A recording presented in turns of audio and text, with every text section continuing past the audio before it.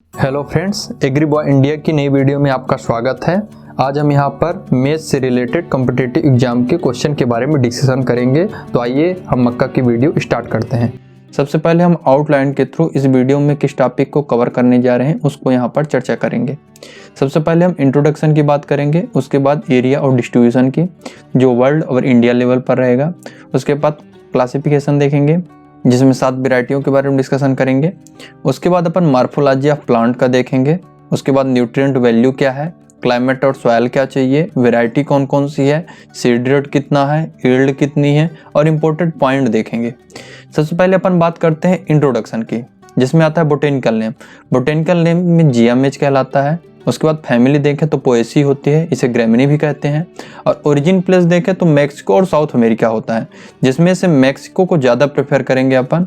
उसके बाद अपन देखें क्रोमोजोम जो नंबर है वह 2n = 20 है। और मेज एक कैसा प्लांट है तो क्रॉस पॉलिनेटेड है, जिसमें मेल और फीमेल पार्ट अलग अलग होते हैं। और C4 क्रॉप है, दैट मीन्स इसमें C3 साइकिल नहीं पाई जाती है। उसके बाद अपन बात करते हैं यह एक प्रोटेंड्री क्रॉप है, जिसमें anther mature before pistil, that means male part पहले डेवलप हो जाता है बिफोर फीमेल। देन अपन बात करते हैं मिरेकल क्रॉप और क्वीन ऑफ सीरियल। क्यों कहते हैं इसको? क्योंकि इसमें जो पर हेक्टेयर प्रोडक्शन की पोटेंशियल क्षमता है वह सबसे ज़्यादा है। उसके बाद अपन बात करें मेज एक नॉन टिलर प्लांट है और एक नॉन वाइल्ड स्पीसीज है, दैट मीन्स इसमें कोई कल्ले या शाखाएं नहीं निकलती हैं और यह इसकी कोई जंगली जाति नहीं पाई जाती है। उसके बाद अपन बात करते हैं फ्रेंड्स एरिया एंड डिस्ट्रीब्यूशन की, जो वर्ल्ड लेवल पर है। सबसे पहले अपन देखें तो हाईएस्ट प्रोडक्शन देखें तो यूएसए का है, उसके बाद चाइना का है। उसमें भी अगर देखें तो यूएसए का 40% टोटल प्रोडक्शन है। उसके बाद अपन बात करते हैं इंडिया पे, तो इंडिया 6th नंबर पर प्रोडक्शन पे आता है और 5th नंबर पर कंज्यूम करने में, मतलब उपभोग करने में आता है। उसके बाद प्रोडक्टिविटी की बात करें तो इटली टॉप पर है 7.5 टन पर हेक्टेयर के साथ। और अपन बात करते हैं वर्ल्ड लेवल पर कितना कल्टीवेट किया जाता है मक्का, तो 158 मिलियन हेक्टेयर में और प्रोडक्शन 818 मिलियन टन है। और यील्ड जो होती है वह 5.16 टन पर हेक्टेयर है। उसके बाद अपन बात करते हैं यूएसए की, तो यूएसए 32 मिलियन हेक्टेयर और चाइना 31 मिलियन हेक्टेयर। यहाँ पे देखेंगे तो ज़्यादा डिफरेंस नहीं है, पर अगर अपन देखें प्रोडक्शन में और यील्ड में तो देखिए सीधा आधे का फर्क है, दैट मीन्स 333 और 164 मिलियन टन इसमें प्रोडक्शन, और इसमें 10.5 और इसमें 5.5। उसके बाद अपन बात करते हैं इंडिया की, तो 8.33 मिलियन हेक्टेयर जो कि बहुत कम है और प्रोडक्शन भी 17 मिलियन टन है और जो यील्ड है वो 2 टन पर हेक्टेयर है। देन अपन बात करते हैं area and distribution in India में, तो इंडिया में कर्नाटक टॉप पर है 1.25 मिलियन हेक्टेयर के साथ और प्रोडक्शन में भी टॉप पर है 4.36 मिलियन टन के साथ। और अगर अपन प्रोडक्टिविटी में बात करें तो आंध्र प्रदेश टॉप पर है 5.30 टन पर हेक्टेयर के साथ। उसके बाद अपन बात करते हैं कि जो रबी क्रॉप होती है उसमें मेज बिहार जो स्टेट है वह लीड करता है, टॉप करता है। और अपन देखें तो 85% जो भाग होता है वह खरीफ, स्प्रिंग और समर सीजन में होता है मक्के का, और 15% रबी क्रॉप में होता है, और 75% अंडर रेनफेड कंडीशन, मतलब वर्षा आधारित खेती मक्का की 75% भागों में की जाती है। उसके बाद अपन बात करते हैं क्लासिफिकेशन की। क्लासिफिकेशन कर्नाल्स के आधार पर किया गया है, जिसको किप्स ने 1959 में दिया था। सबसे पहले अपन बात करते हैं फ्लिंट कॉर्न की। फ्लिंट कॉर्न का बोटेनिकल नेम जियामेज वैरायटी इंडुराटा, नाम से ही पता चल रहा है कि इंडियन है इंडुराटा, मतलब मोस्टली इसको कहाँ कल्टीवेट किया जाता है, इंडिया में। उसके बाद इसको देखें तो ये अर्ली मैच्योरिंग, मतलब ये जल्दी पकती है। उसके बाद अपन बात करते हैं डेंट कॉर्न की। डेंट कॉर्न जियामेज वैरायटी इंडेंटाटा, नाम से ही पता चल रहा है डेंट मतलब दबा हुआ, इसका जो दाने होते हैं हल्के करनाल इसके दबे हुए होते हैं ऊपर से। उसके बाद अपन देखें इसका एरिया जो है यूएसए में 95% भाग में इसको कल्टीवेट किया जाता है और यह ज़्यादातर पशुओं को खिलाने में उपयोग किया जाता है। देन अपन बात करते हैं स्वीट कॉर्न की। स्वीट कॉर्न में देखिए जियामेज वैरायटी सेकेराटा, नाम से पता चल रहा है स्वीट कॉर्न मतलब मीठी मक्का। जब 70% मॉइस्चर इसमें अवेलेबल होता है तभी इसको हार्वेस्ट कर लिया जाता है और इसमें 20% तक शुगर पाई जाती है। यह विटामिन ए और सी का अच्छा सोर्स होता है और यह मेनली कनाडा और यूएसए में ग्रोन किया जाता है। उसके बाद अपन बात करते हैं फ्लोर कॉर्न की। नाम से पता चल रहा है फ्लोर मतलब आटा, इससे ज़्यादातर आटा ब्रेड वगैरह बनाया जाता है और यह सॉफ्ट, इसके जो कर्नल होते हैं बहुत सॉफ्ट और मोस्टली वाइट कलर के होते हैं और ब्लू कलर के। उसके बाद अपन बात करने पॉपकॉर्न की, जियामेज वैरायटी एवर्टा। नाम से ही पता चल रहा है एवर्टा मतलब पलटने वाला। जब 170 डिग्री सेल्सियस पर इसको हीट किया जाता है तो इसका जो मॉइस्चर होता है वह भाप में बदलता है और ये उछल के कूदने लगता है, जिसको अपन पॉपकॉर्न, जब अपन फिल्म थिएटर में जाते हैं तो पॉपकॉर्न खाते हैं, वही यह मक्का है। उसके बाद अपन बात करते हैं ये पॉपुलर स्नैक फूड। यह मॉर्निंग टेबल पे जब अपन नाश्ता करते हैं उसमें ज़्यादातर उपयोग किया जाता है। उसके साथ ही यह वेरी सेंसिटिव है, किसके लिए? फ्लावरिंग स्टेट में अगर इसको पानी नहीं मिलेगा तो ये बहुत सेंसिटिव है उसके लिए। उसके बाद अपन बात करते हैं पॉडकॉर्न, जियामेज वैरायटी ट्यूनिकाटा। जो अपन की मेन मक्का है वो इसी से ओरिजिनेट हुई है, इसका ज़्यादा कल्टीवेशन नहीं किया जाता है और ये प्रिमेटिव प्राचीन मक्का है ये।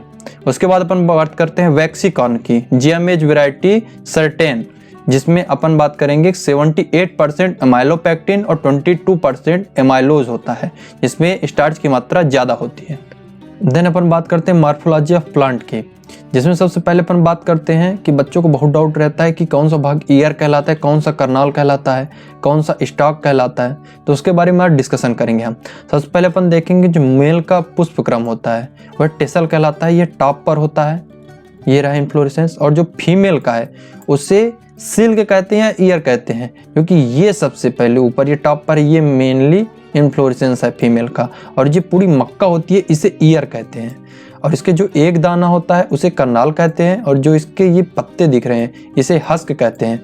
और जो मेल ऑर्गन है वह स्टेमेन में बनते हैं, और जो कि पिस्टिल में गिरते हैं और स्टाइल के थ्रू ओवरी में फर्टिलाइजेशन करते हैं। और यहाँ पे जो आपके रूट्स दिख रही है इसे प्रॉप रूट या ब्रेस रूट कहेंगे, और ये जो न्नीचे की रूट्स होती हैं उसे सेमिनल रूट्स कहते हैं। और ये जो दिख रहा है आपका ये स्टाक है, ये तना है मेन, और ये लीफ है। उसके बाद अपन बात करते हैं न्यूट्रिएंट वैल्यू की, इसमें कौन से न्यूट्रिएंट कितनी मात्रा में होते हैं। सबसे पहले ही देखें तो जो प्रोटीन की मात्रा होती है वह कम होती है, वह 10% होती है, और जो फैट होता है वह 4% तक होता है इस पर। और जो देखें तो यह डर्टी फाइबर का यह अच्छा स्रोत माना जाता है, 3 से 5% तक होता है। और जो एल्बुमिनाइड्स है वह 10.4% तक होता है, जो कि मेडिसिन बनाने में ज़्यादा यूज किया जाता है। उसके बाद अपन देखें तो कार्बोहाइड्रेट की मात्रा इसमें 73.4% तक होती है, जो कि बहुत ज़्यादा है। उसके बाद अपन देखें तो जो प्रोटीन में 2 अमीनो एसिड होते हैं, लाइसिन और ट्रिप्टोफेन, उसकी मात्रा इसमें कम पाई जाती है। और यह देखें तो ये बायोफ्यूल की तरह यूज किया जाता है, जिसमें एथेनॉल 10% और गैसोलीन 90% तक होती है। इंडिया में इसका 85% तक इसका उपयोग किया जाता है। उसके बाद अपन बात करते हैं क्लाइमेट एंड सॉइल की, जिसमें सबसे पहले अपन देखें तो जर्मिनेशन के लिए 21 डिग्री टेम्परेचर सबसे उपयुक्त माना जाता है, और ग्रोथ के लिए 26 से 32 डिग्री सेल्सियस। और अगर मेज को आप रात्रि में 15 डिग्री सेल्सियस से कम टेम्परेचर मिला तो उसकी जो ग्रोथ है वह स्टॉप हो जाएगी, रुक जाएगी। उसके बाद अपन देखें तो ये अति संवेदनशील ठंड के लिए, पाले के लिए होता है, और मॉइस्चर, स्ट्रेस और excess of water, that means अगर इसको पानी की कमी हुई या पानी की अधिकता हुई तो इसके उत्पादन में सीधा असर बहुत ज़्यादा पड़ेगा। उसके बाद अपन देखें तो photoperiodism, that means day natural plant है, जिसके कारण इसकी प्रोडक्शन सबसे ज़्यादा होती है। इसके फूल और फल आने के लिए सूर्य के प्रकाश या अंधेरे की जरूरत नहीं होती है। उसके बाद देखें तो मिट्टी की, तो सैंडी लोम से लेके क्ले लोम तक की मिट्टी इसको अच्छी मानी जाती है, और पीएच जो है तो 5 से लेकर 8 तक इसके लिए उपयुक्त होता है, पर अगर 7.5 से 8.5 भी दिया जाए तो कोई खराब नहीं माना जाएगा। उसके बाद अपन करते हैं वैरायटी की बात, जिसमें अपन बात करें तो हाइब्रिड जो वैरायटी है सिंगल क्रॉस की, वह 1910 में ईएम ईस्ट और जीएस सल ने इसको डेवलप किया था। और जो डबल क्रॉस वैरायटी है हाइब्रिड मेज की, उसको 1920 में डीएफ जोन्स ने डेवलप किया था। और फिर उसके बाद देखें तो आईसीआर ने 1957 में वैरायटियों को डेवलप करने के लिए एक प्रोजेक्ट चलाया, जिसका नाम ऑल इंडियन कोऑर्डिनेट मेज इम्प्रूवमेंट प्रोजेक्ट रखा गया, जिसके कारण 1961 में 4 वैरायटियां डेवलप की गई, गंगा 1, गंगा 101, डेक्कन और रंजीत, जिसमें से गंगा 1 को भारत की फर्स्ट हाइब्रिड वैरायटी माना जाता है। ये बहुत इंपॉर्टेंट वैरायटी है दोस्तों। उसके बाद अपन बात करते हैं 1967 में 6 कंपोजिट वैरायटियां रिलीज की गई।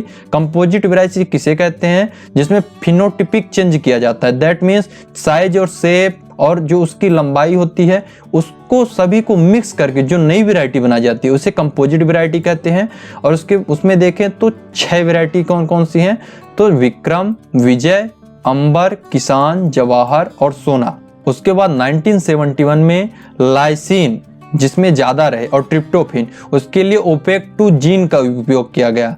हकीकत में कोई जीन नहीं होता है, यह एक वैरायटी है जिसका ज़्यादा उपयोग नहीं होने के कारण इसे लैब में यूज करने लगे, इसलिए इसको जीन कहने लगे। वास्तव में ओपेक 2 कोई जीन नहीं होता, यह एक वैरायटी है। इससे 3 वैरायटियाँ डेवलप की गई, प्रोटीना जिसमें 4% तक लाइसिन है, और शक्ति और रतन। उसके बाद अपन बात करते हैं कि जो न्यू वैरायटी एक फिर ओपेक 2 जीन की मदद से डेवलप की गई, उसमें 3 वैरायटियां थी, शक्तिमान फर्स्ट, शक्तिमान 2 और HQPM फर्स्ट, जिसमें से इसमें यह देखा गया कि प्रोटीन की मात्रा ज़्यादा होनी चाहिए। उसके बाद अपन बात करते हैं सीड रेट की। अगर अपन हाइब्रिड मेज लेंगे तो 20 से 25 किलोग्राम 1 हेक्टेयर के लिए उपयुक्त होगा। और अगर कंपोजिट वैरायटी, जो कंपोजिट वैरायटी हो तो ज़्यादातर खरीफ ऋतु में बोई जाती है, जिसमें 18 से 20 किलोग्राम 1 हेक्टेयर के लिए उपयुक्त है। उसके बाद रबी सीजन में देखें तो 25 से 30 किलोग्राम पर हेक्टेयर, और फूडर क्रॉप के लिए देखें तो 40 से 45 किलोग्राम पर हेक्टेयर बीज दर उपयुक्त होती है। उसके बाद स्पेसिंग की बात करें तो रो टू रो और प्लांट टू प्लांट जो डिस्टेंसिंग है वह 60 × 20 सेंटीमीटर की रहती है। उसके बाद पॉपुलेशन ऑफ प्लांट की देखें 1 हेक्टेयर में कितनी रहती है, तो अगर खरीफ ऋतु में देखें तो 60,000 से 65,000 प्लांट पर हेक्टेयर रहती है, और अगर रबी में देखें तो 90,000 प्लांट पर हेक्टेयर रहती है, क्योंकि इसमें जो डिस्टेंसिंग है वह पास पास रहती है, इसलिए इसमें पौधों की संख्या ज़्यादा रहती है। उसके बाद अपन बात करते हैं सोइंग डेप्थ की, कितनी होनी चाहिए, वह 5 सेंटीमीटर होती है। लगभग सारी सीरियल्स के लिए 3 से 5 सेंटीमीटर डेप्थ उपयुक्त मानी जाती है। उसके बाद NPK देखें, उसका रेशियो तो 120 रेशियो 60 रेशियो 50 होता है, जो कि शुरू से लेके अंत तक जितना भी आपको खाद देनी होती है वह उपयुक्त होता है। उसके बाद जिंक सल्फेट की बात करें तो 25 किलोग्राम पर हेक्टेयर लगेगा। इसकी कमी से व्हाइट बर्ड नामक रोग होता है, यह मक्के में बहुत ज़्यादा होता है दोस्तों, यह एग्जाम में बहुत पूछा जाता है। उसके बाद अपन बात करते हैं ईल्ड की। ईल्ड में देखें तो हाइब्रिड वैरायटी अगर है तो 50 से 60 क्विंटल पर हेक्टेयर, और कंपोजिट अगर वैरायटी है थोड़ा सा कम होगा, उससे 40 से 45 क्विंटल पर हेक्टेयर। और फूडर क्रॉप है पशुओं के लिए, तो इसमें से आपका पेड़ ही काट लिया जाता है, इसलिए इसका 300 से 400 क्विंटल पर हेक्टेयर तक का प्रोडक्शन होता है। उसके बाद अपन बात करते हैं इंपॉर्टेंट पॉइंट की। इंपॉर्टेंट पॉइंट में देखें तो जो मेज का पीला कलर होता है वह क्रिप्टोजेंथिन के कारण होता है, और जो मेज की प्रोटीन होती है उसे जीन प्रोटीन कहते हैं। उसके बाद अपन देखें तो जो कॉमनली हर्बिसाइड यूज किया जाता है सबसे ज़्यादा मक्के में, तो सिमाजीन एट्राजीन होता है, जो कि आधे से 1 किलो 1 हेक्टेयर में लगता है। उसके बाद वाटर रिक्वायरमेंट देखें तो 50 से 80 सेंटीमीटर होती है।